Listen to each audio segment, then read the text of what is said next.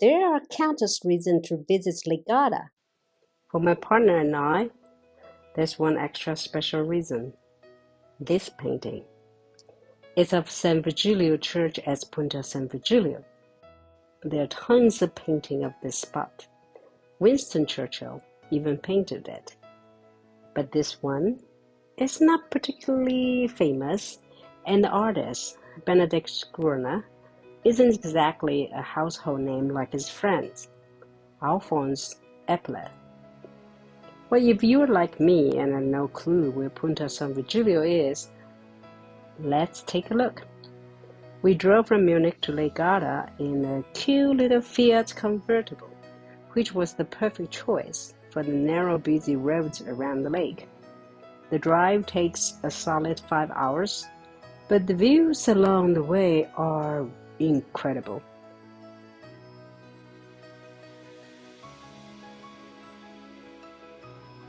From our hotel, we could actually see Punta San Vigilio.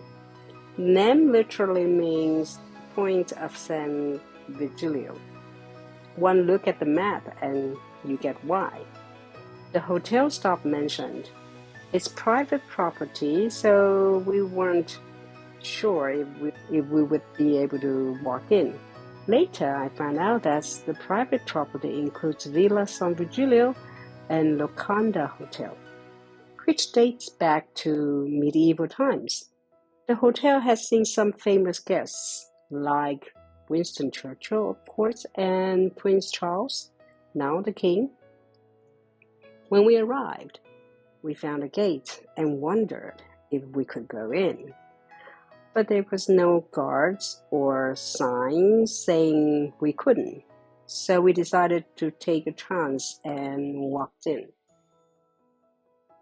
As we walked in, we were greeted by a stunning avenue of cypress trees. It feels like something out of a fairy tale, like Alice entered into a tree with a door and found a beautiful garden. The gated villa had this mysterious vibe, with a sealed mailbox, old stone walls, and ancient stone road. It was like stepping back in time. It feels like handmade, like they chisel off.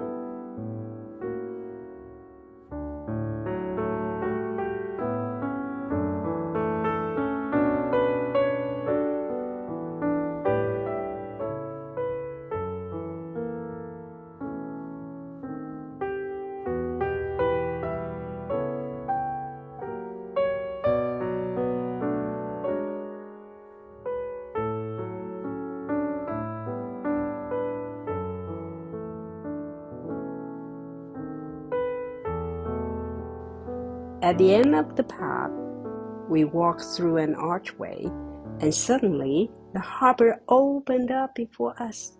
It's incredibly romantic at dusk when the sunlight softens and the lights at the cafe and the hotel slowly get brighter. It's easy to see why artists, including Benedict Scrivener, would fall in love with this spot. But it got me thinking, when did he come here, and how did he manage to paint it?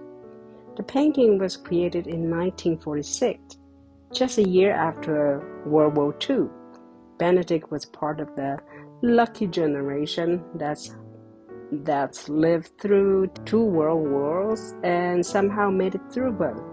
It's hard to imagine a German POW being lucky enough to come home right after the war and have the time and resources to travel to Lake Garda and paint Punta San Vigilio. Why did this painting and its artist matter to us, you may ask? Well, my partner inherited it. The artist was his dear Opa, remembered for much more than just his art. How he came back home from Russia after the war and painted Punta San Vigilio remains a mystery.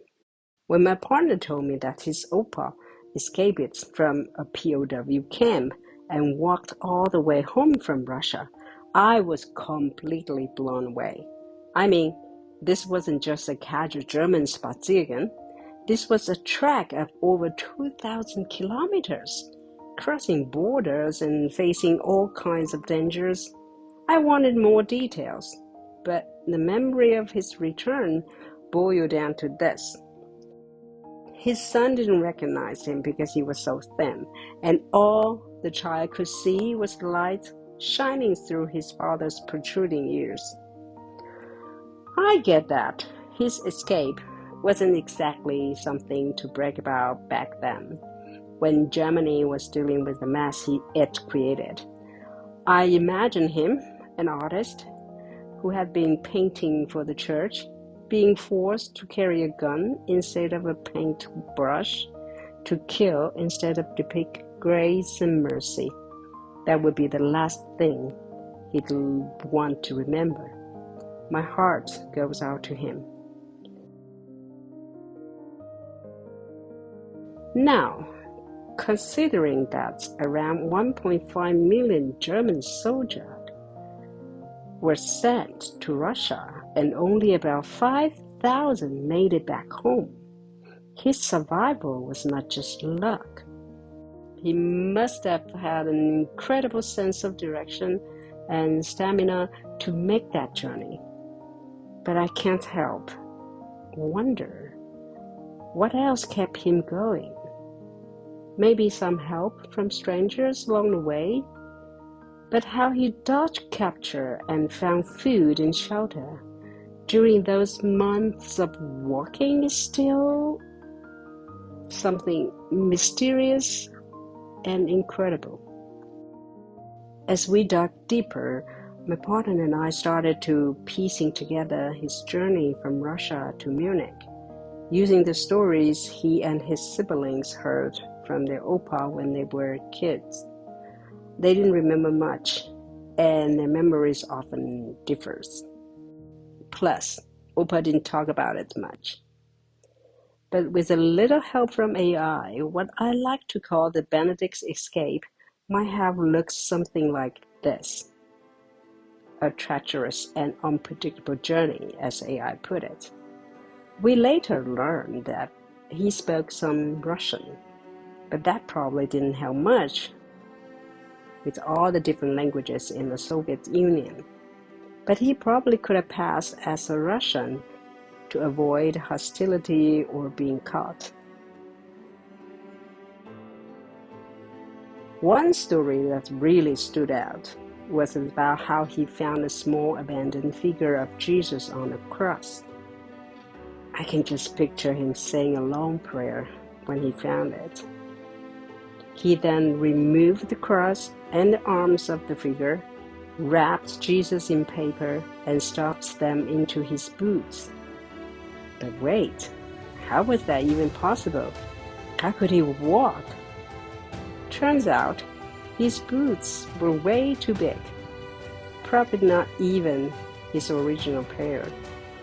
So there was enough room for Jesus to fit. After he made home safely, he reattached the arms and put the figure on a new cross.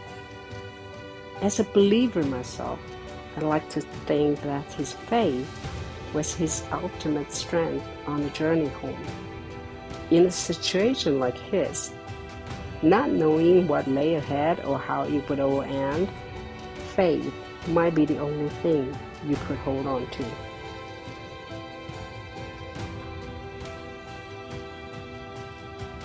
Maybe that's why he chose to paint just the church at Punta San Vigilio, not the hotel or villa. Maybe he wasn't even at Lake Garda in 1946.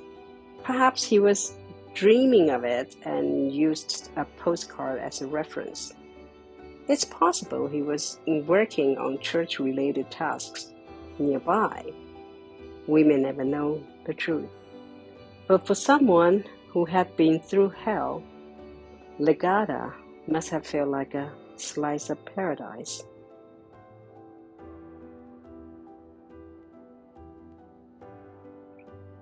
Punta San Vigilio holds a special place in our hearts because of Benedict's story. It's not just a beautiful location, it's a symbol of his incredible journey, his resilience, and his faith. Standing here looking at the same view he painted, I couldn't help but feel connected to him, to the man who survived unimaginable hardships and still found beauty in the world.